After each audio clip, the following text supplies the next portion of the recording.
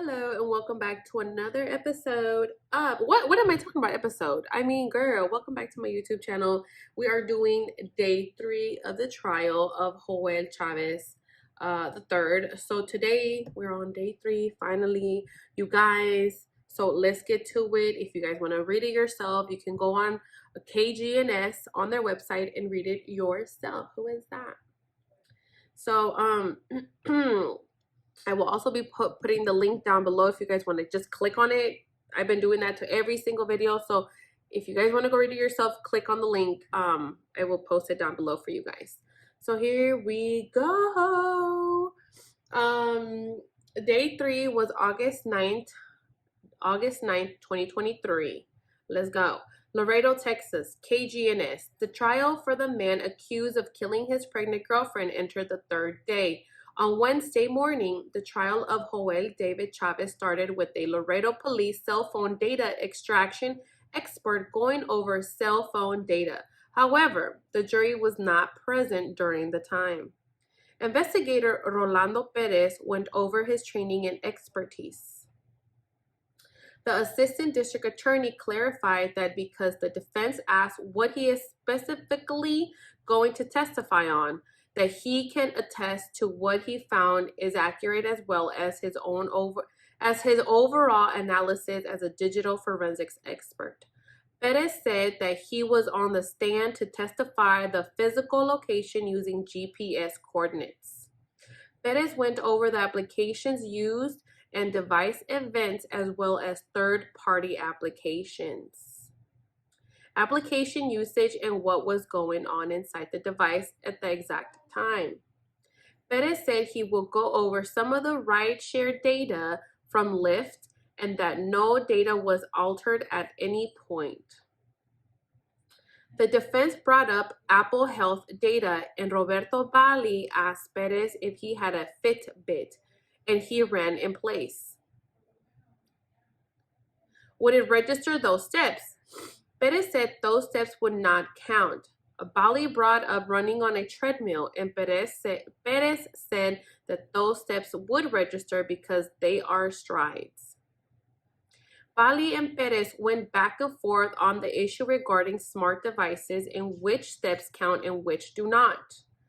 Perez stated that Apple will pick up steps, distance due to the accelerometer. It's like a measurement. Perez stated that Apple Health will not tell you where you are going, but a third-party application will.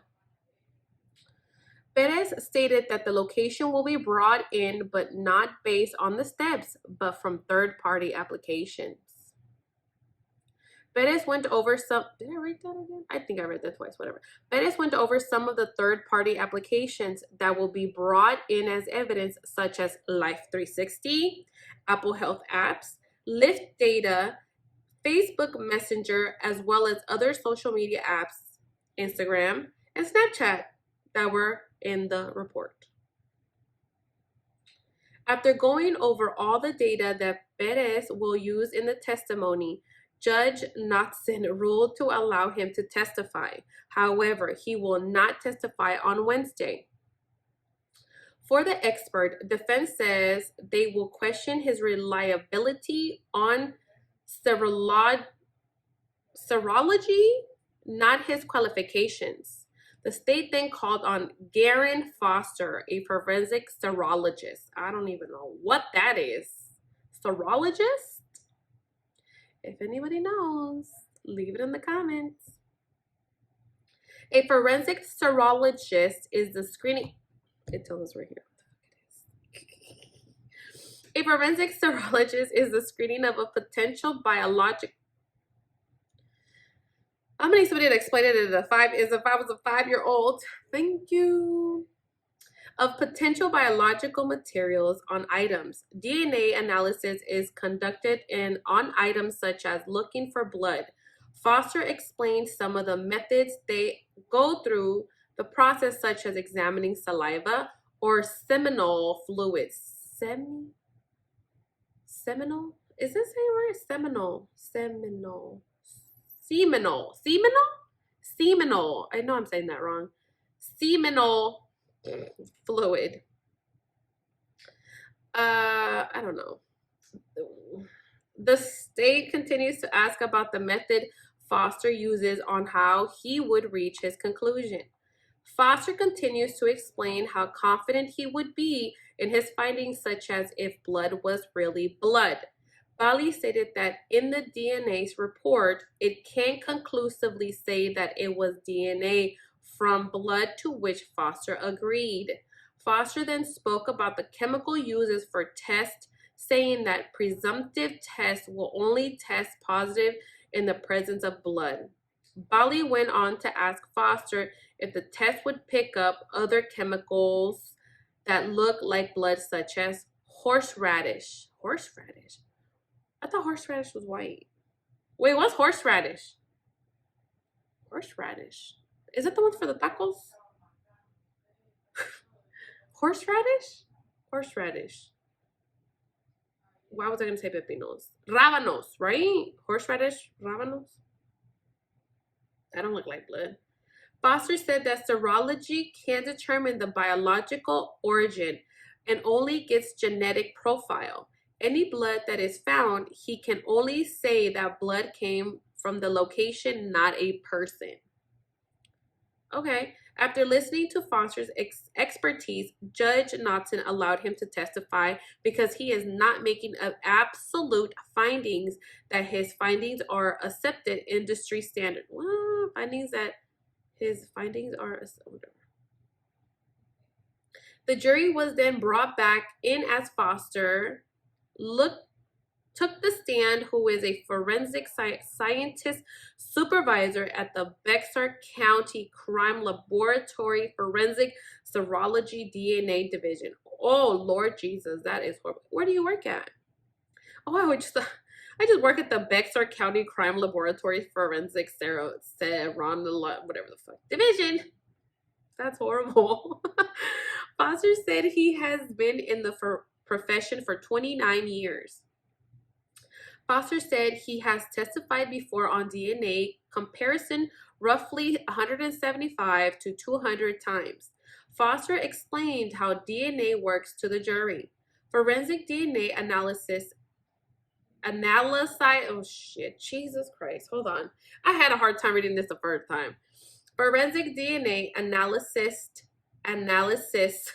the 1% of DNA that is different, that determines whether or not someone has left a biological sample, said Foster. Foster then spoke about the different samples in the case of Gracy Espinoza. Foster said he used the serological screening to see if there was biological material. If material was found, Foster would characterize that material and then create a DNA profile on a suspected sample. Foster said they compare it to the suspect and look at X and Y chromosomes, the 20 other genetic markers, to discriminate one person to another. Foster explained the seminal fluid, the liquid portion of semen, after a presumptive test of the presence of blood. Then part 2 is whether the test has markers of blood like hemoglobin, said Foster. I don't even know what I just read. Foster also brought up the possibility of false presumptive tests for blood, such as horseradish. Somebody tell me what the hell is horseradish? Rust that may give a positive reaction. Rust can give you a positive? Okay, because rust looks, okay.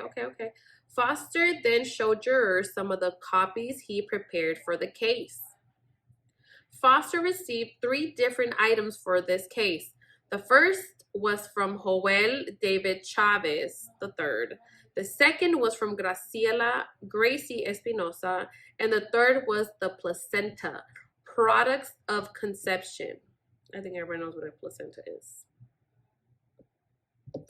Foster created a DNA profile for each one to see who could or not have been the father. Foster tested the placenta, a presumptive DNA sample from Chavez III, and a sample from the mother. Foster then said he created DNA profiles for both. The assistant district attorney brought out the placenta and showed it only to Foster, who confirmed that is what he tested on. According to Foster's findings, Joel Chavez III was not excluded from being the father of the unborn child based on the placenta tissue DNA. Foster stated that there is a 99.9% probability that Chavez III is the father. You are the father. rather than an unrelated individual in the population. According to the report from January 21, 2021, it lists several suspects, including Joel David Chavez, Iván Estrada, and Ryan Christopher Mendiola. Okay, the fact that Iván is in there, like, okay. Who the hell's Iván?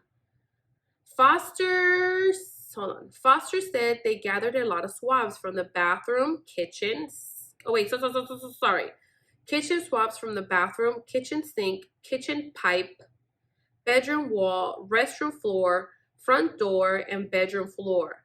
Foster went over the swabs from Iván and Ryan, as well as the fingernail clippings from Gracy, Chavez, Iván, and Ryan. So they had nail clippings from, okay. Further evidence was also collected from the street, light pole, sidewalk, concrete slab, according to Foster. Based on Foster's findings, a presumptive positive test for Gracy's blood was found on the street, light pole, and mask. Foster said there was no semen found on Gracy's blue jeans. The state showed the April 28, 2021 forensic serology report. At this point, all suspects remain listed. Where am I? More swabs were collected, such as vaginal, oral, and anal swabs. Foster said swabs were also collected from the kitchen knife.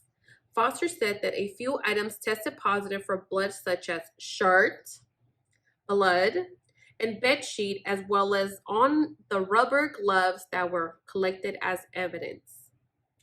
Other items tested negative were a hoodie, sweatpants, bandana.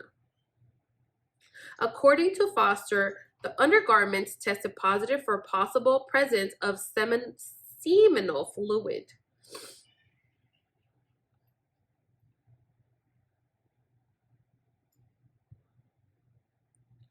The state brought out the HEB bag and a large black trash bag. The red gloves were also shown to the courtroom. Foster said he looked at the gloves for any potential blood. The state brought out the forensic DNA report from June 18, 2021. All of the suspects listed are those who provided a swab, including Iván, Joel, and Ryan. Foster read his results and findings to the courtroom.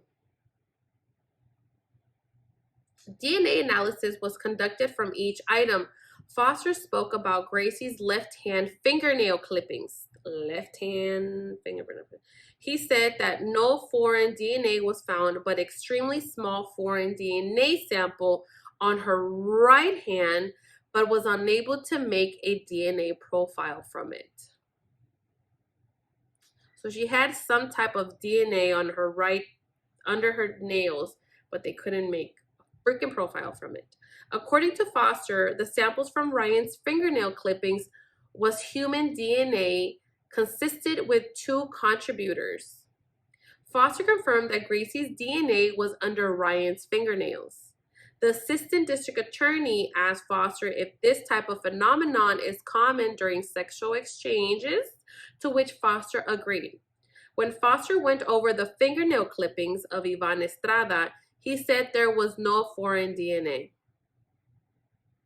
According to Foster, Gracy's DNA was found on the sidewalk. Sleeves, collar, button area, clothing, as well as a red gloves found in Chavez's bag. Let me read that one more time, okay? Let me read that one more time for you guys. According to Foster, Gracie's DNA was found on the sidewalk, sleeves, collar, button area, I don't know of what, clothing, as well as red gloves found in Chavez's bag. Let that sit in real quick. Let that sit in, because I was literally, the assistant district attorney pointed out that the odds of that are 1 in 1.2 octillion individuals. I don't know what that means. Foster said he found brown stains on the right side glove exterior, which Foster removed with a swab. Foster reiterated to the jurors that the blood found on the glove was single source DNA female profile. Gracie's DNA was not excluded, while the 3 others were excluded. Foster went over the findings on the sidewalk, saying that Gracie cannot be excluded in some samples, but Ryan, Yvonne, and Joel can be excluded. Foster discussed the possibility of false positives, but he said that would have been in the report. Foster continues to read his findings, saying that human DNA that was found on the... Hold on, wait, what? Foster continued to read his findings, saying that human DNA that was found on the left sleeve was likely from Joel David Chavez III. What sleeve? Whose sleeve? Her sleeve? His sleeve. According to Foster, Ryan Mendiola